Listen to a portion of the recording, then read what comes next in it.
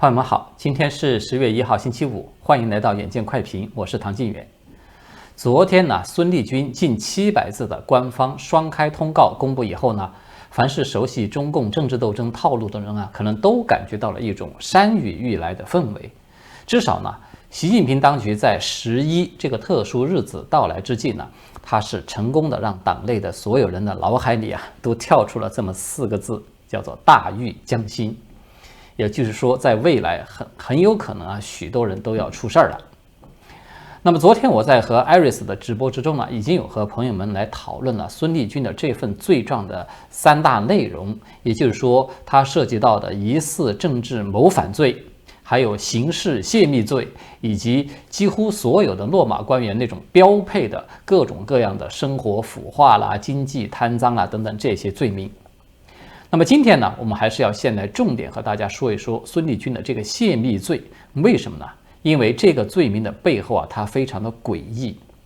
它带出来一个很大的疑问，一个看上去不太合常理的疑问。而且呢，习近平这边他还出现了一个新的情况，也是一个新的新闻了，它也和这个疑问是明显的有关联的。我们就先来说一说这个诡异的疑问。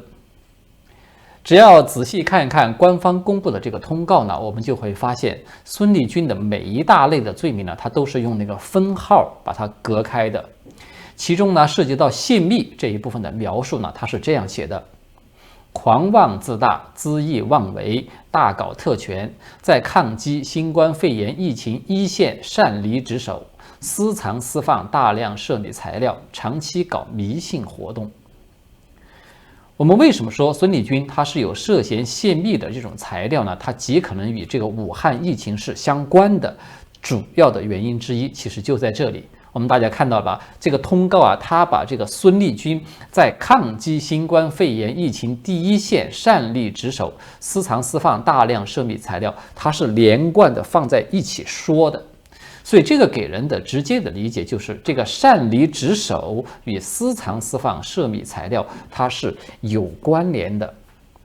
那么另外一大原因呢，就是大家可能都知道的，早在去年孙立军他刚刚落马的时候呢，香港实业家袁弓夷他就爆料说，他被抓的这个主要原因呢，是他把有关武汉疫情爆发的这个一些绝密的资料，甚至包括高层隐瞒疫情的很多的这样的信息，都送到了澳洲他的妻子叫做李丽的手中。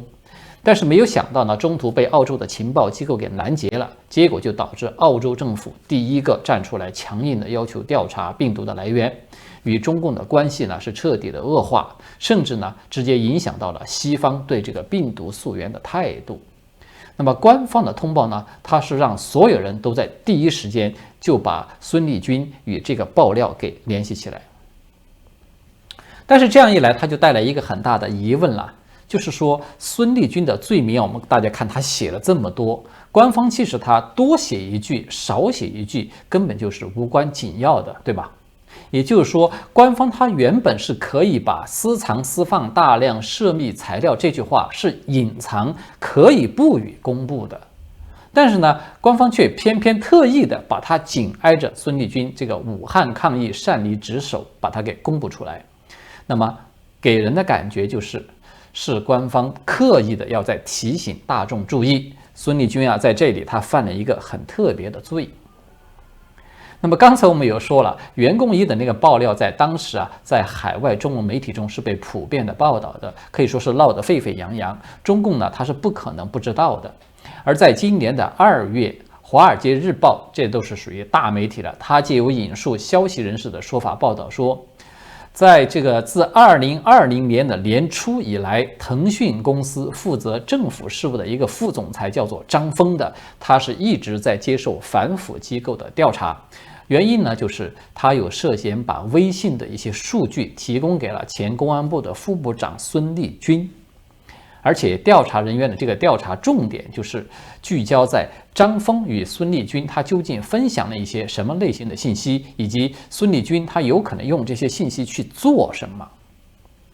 大家要注意一下这里，这个2020年初这个时间点这个与武汉疫情爆发它是完全同步的。正是因为这样，所以这个报道呢，它也曾经普遍的被认为是与孙立军泄露武汉疫情这个秘密资料是有关系的，也就是这个张峰呢跟孙立军这个泄密它是有关的。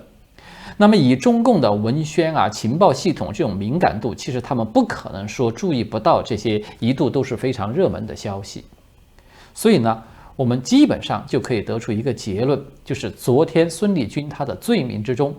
中共官方特意的列出来这句私藏私放大量涉密的材料，感觉呢他就是刻意的要让大众把他与此前的那个爆料传闻给联系起来的。可以说，几乎就是为了要证实这个传闻，才特意的把它给公布出来了。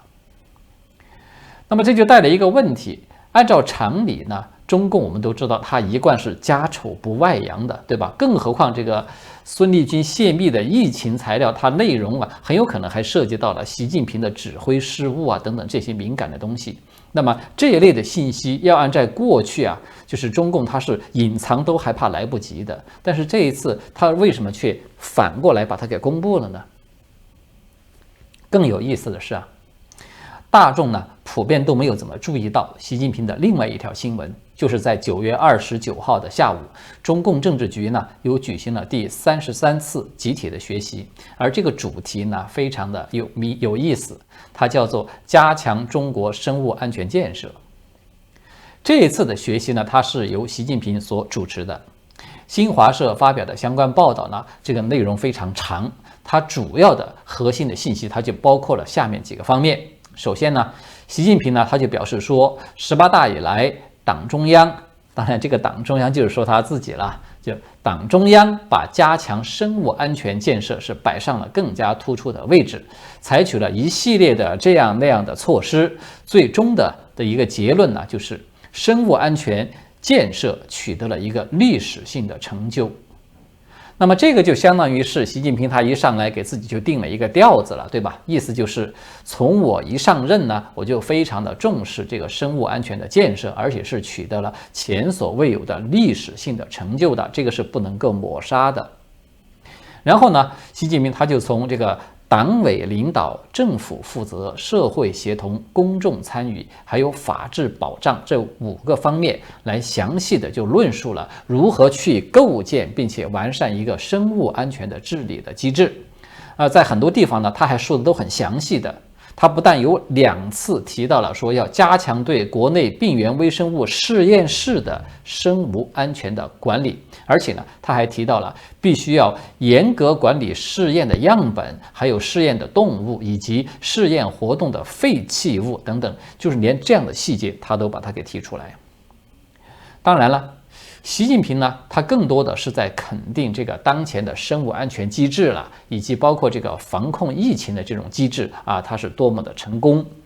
他不但要求在国内呢，我们自己要守住这个来之不易的防控的成果，在未来呢，还要求要积极的去参与全球的生物安全治理，要去为全世界贡献中国智慧，提供中国方案。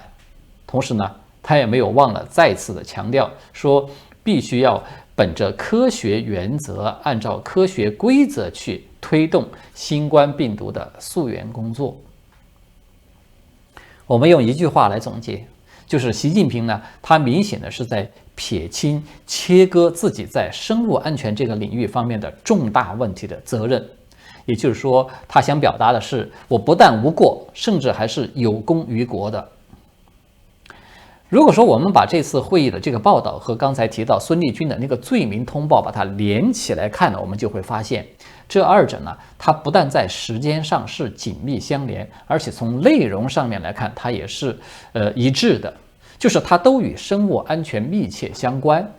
也就是说，习近平呢，他前脚刚刚才讲了我们要如何去重视生物安全、这个实验室的安全等等，后脚他就去公布了这个孙立军在生物安全上这是一个犯了大罪的人。所以从这个角度上来看呢，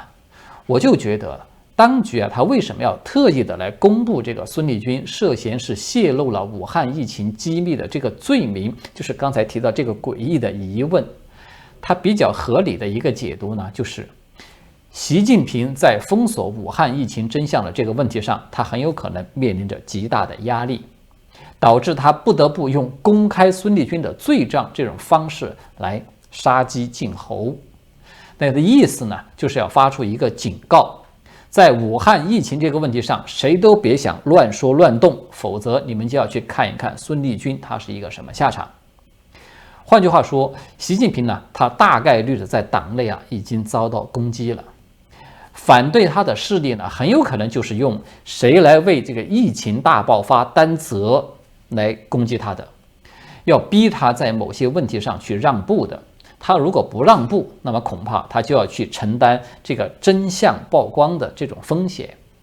那么习近平呢，他是迫不得已了，只好高调的抛出孙立军这个案子作为以儆效尤的一个样板，意思也就是你们谁要敢乱来，那么就不要怪我手下无情了。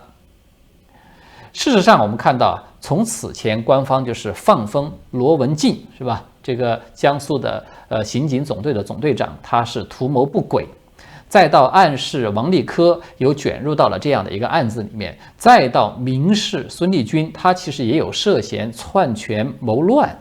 官方呢，他一直都是在强调一个信息的，就是这是一个团伙，这是一个窝案，而且性质非常的严重，它涉及到对最高领导人的图谋不轨嘛。那么既然是窝案，他就不排除说在未来可能还会要牵连出很多的人。所以所有想要跟这个当局去作对的人，可能他都不得不要掂量一下了，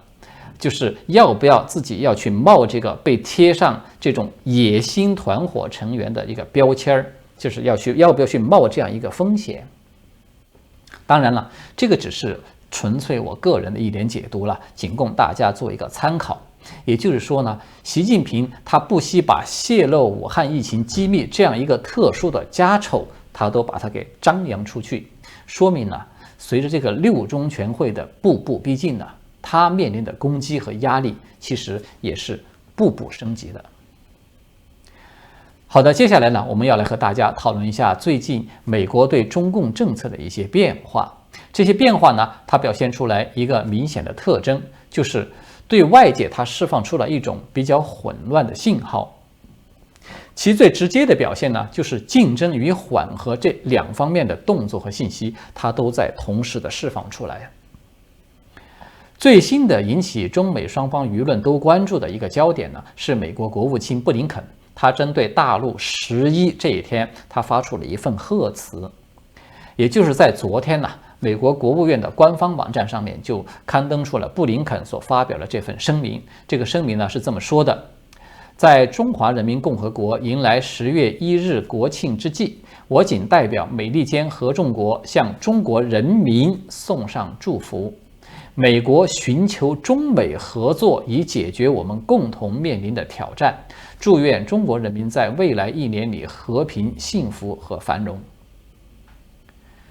那么这本身呢，它可以说只是一个惯例。也就是说，在去年呢，时任国务卿的那个蓬佩奥，他其实也同样是在11之际呢，有发送了一份贺电。与蓬佩奥的这个致辞相比呢，我们看到今年布林肯的这个致辞，它基本上都是差不多的，没啥变化，只是他刻意强调了这是给这个中国人民送上祝福，而且呢，避开了中华人民共和国，就是英文缩写是 PRC 的这么一个对象。唯一的一点突出的不同的，就是在今年布林肯的这个贺词之中呢，他多了美国寻求中美合作以解决共同面临的挑战这么一句话。那么这句话它当然立即就引起了很大的关注了，大陆的媒体更是一窝蜂的立即就把这句话呢放在那个大标题上，去突出的显示布林肯发来了祝贺，而且呢还主动的来需求合作这么一个信息。当然，弦外之音呢，就是说，你看啊，还是这个党国强大，对吧？这美帝呢都已经撑不住了，这不是来上门求和来了吗？值得注意的是啊，类似这样的信息呢，其实还不止在外交领域的这一条。就在前天呢，也就是在9月29号，五角大楼的发言人在一份新闻稿中就证实说，国防部分管中国事务的副助理部长，名字叫做迈克尔·蔡斯的，他在本周二和周三是连续的2天与中共军方的国际军事合作办公室的副主任叫做黄学平的这么一个少将，双方呢通过视频连线的方式，有共同主持了第16次美中防务政策协调对话会。按照这个发言人的说法呢，就是说这次会议呢，它是拜登政府以负责任的方式来管控美中竞争的一个重要的组成部分。那么有一个相关的背景呢，就是美中双方呢曾经在2000年到2010年，就是这个蜜月期啊，在这个期间，他们是有频繁的举行过防务政策的协调会的，而且是每年都还有举办多项两军的这种交流活动。但是近些年呢，随着双方关系的恶化，那么这些会议和交流活动呢，几乎都已经停顿了。上一次呢，也就是第15次的这个中美防务政策协调会，它是在2020年的1月份，也就是去年1月嘛，在北京举行的，距离现在呢已经是1年半多之前了。这个呢，可以说也就是属于在军事领域它出现了一种缓和的信号了。那么在其他的领域还有没有呢？似乎也有。就在昨天呢，美国的贸易代表戴奇，他在接受采访的时候就公开表示说，他领导的美国贸易代表办公室呢，几乎已经完成了拜登政府对中共贸易政策的审查。这个戴奇呢，他就说，拜登政府呢，计划在现有的对中国商品关税的基础之上去采取进一步的行动，并且呢，因为中国未能够履行在川普执政时期达成的贸易协议规定的这种义务，而要去直面中国。我们都知道啊，这个协议它将在今年底就到期了。那么这个戴奇呢，他并没有说他将要采取一个什么样的具体的行动，但是有一个众所周知的背景呢，就是美国的一部分的商业团体，包括华尔街的势力，一直呢都在推动白宫要去减免对中国的那个关税。理由呢，就是说这个关税它对美国经济的伤害比对中共的伤害是更大的。正因为如此呢，已经有不少的舆论呢就在开始猜测说，那么美国是不是很有可能会在关税问题上要减轻对中共的压力了呢？当然，这种猜测它是否会兑现呢？我们要直到下周才知道，对吧？戴奇他是要下周一才来发表这个讲话的。但是有一个事实是客观的，就是戴奇本人他对关税伤害美国消费者的这个说法，他其实是持保留态度的。这一点，他和美国的财政部长耶伦是明显的不同的。川普总统他对中共征收那个高关税，就是这个措施是不是真的伤害了美国的消费者，伤害的更多？我呢不懂这个经济学，我不好妄下断言，是吧？因为我们看到连戴奇这种专家官员嘛，他都公开的说，这个其实是一个比许多人表面上的分析更为复杂的计算。但是呢，我只看到呢有一个大众都目睹的事实，就是川普和中共的这一场关税战，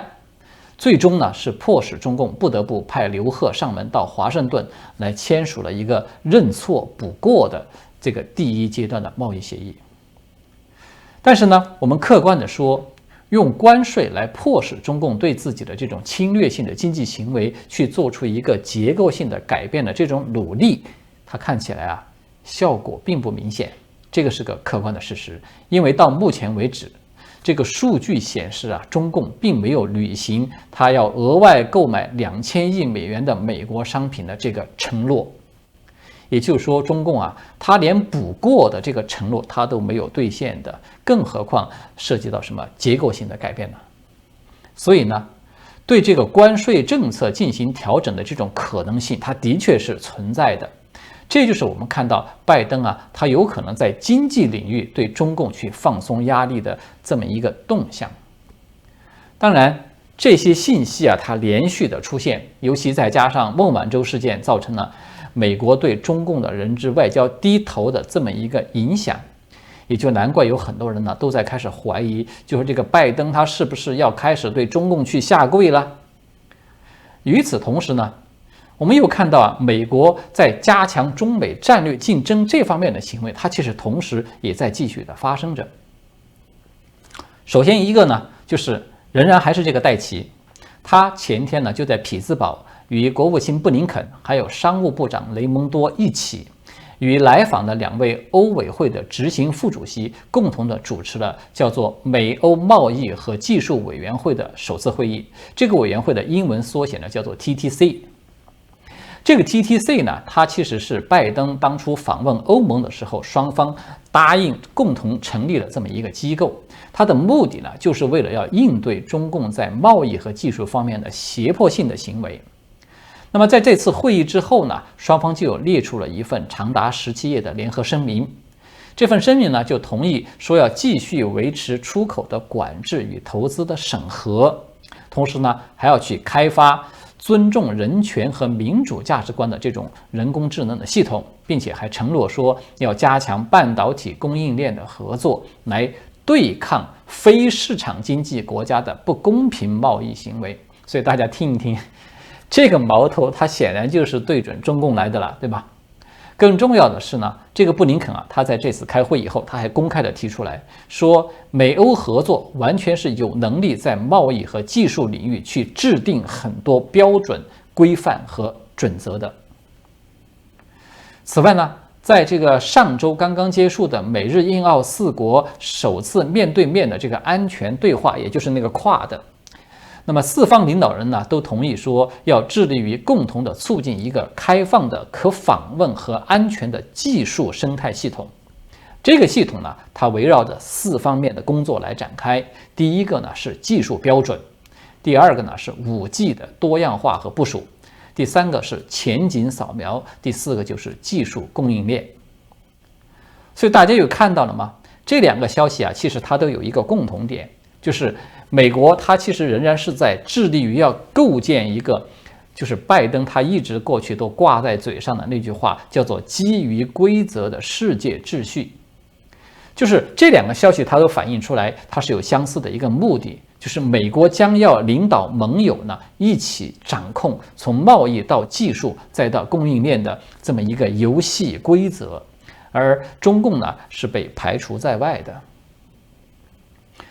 在这一次的这个4国对话机制里面，它其实还确立一个重要的内容，就是说要在亚洲建立一个高标准的基础设施。那么这一点它明显的也是冲着习近平那个一带一路而去的。而且我们看到印度的动作非常快，就是这个会议刚刚才结束，那么就在今天，斯里兰卡的这个港务局他就证实说，已经与印度的一家叫做阿达尼的集团，他们有签署了一份协议，将由印方来建造一座造价高达7亿美元的深水码头。这个码头的地点在哪儿呢？它的地点就在就是斯里兰卡的首都科伦坡港口一座造价5亿美元，是由中共营运的这么一个码头的旁边。所以大家也看到了吧？这就是我们说美国释放的信号比较混乱的原因，就是看起来拜登呢，他的确是在执行一种竞争与合作齐飞、大棒供胡萝卜俱下的这么一种政策。从这个拜登上任的前半年我们来看呢，好像是竞争与大棒的这个比例更多一点。那么现在我们看到，他已经有在开始适当的增加合作与胡萝卜的这个比例，就这个趋势有一点在开始出来了。那么这个背后它体现了一种什么样的思路呢？我觉得这背后啊，它体现出来就是以拜登为代表的西方左派的一个整体的思路。他们认为啊，世界秩序和游戏规则依然是掌控在自己的手中的，而且呢，不必现在就去冒与中共开战的风险，只需要呢，现在做的就是给中共要立规矩，并且要使用这种软硬兼施的方式，迫使中共在西方的实力面前要低头，让他必须服从这些规矩。这样的话，就可以证明民主是比专制更加有用的。当然，这个意图呢，看起来很美，但是它同样有一个毛病，就是一厢情愿。我们都知道啊，中共其实它从来就是有这么一种模式的，它做事就是它为了积蓄力量呢，他完全可以在一段时间，甚至是很长的一段时间，他都可以假装来遵守你的规矩。也就是中共他也曾经言之凿凿的有说嘛，要与国际接轨，就是这个意思了。但是，一旦当中共他感到自己已经羽翼丰满的时候，他一定会一脚踢开所有的规则，然后呢，这个志得意满的告诉全世界，党呢是领导一切的，党的任何的需要，那个就是新的规则。这样一个过程啊，它也许有可能是相当长的一段时间，但是呢，中共的目标它是永远不会变的。我们现在看到的就是西方这个比较一厢情愿的战略，它很有可能再次让中共获得喘息之机。西方想要用实力与竞争的这种方式让中共死心，让中共放弃争霸世界的那个野心，它多少是有一点与虎谋皮的。好的，今天呢我们就聊到这里了，谢谢各位的观看，我们下次再见。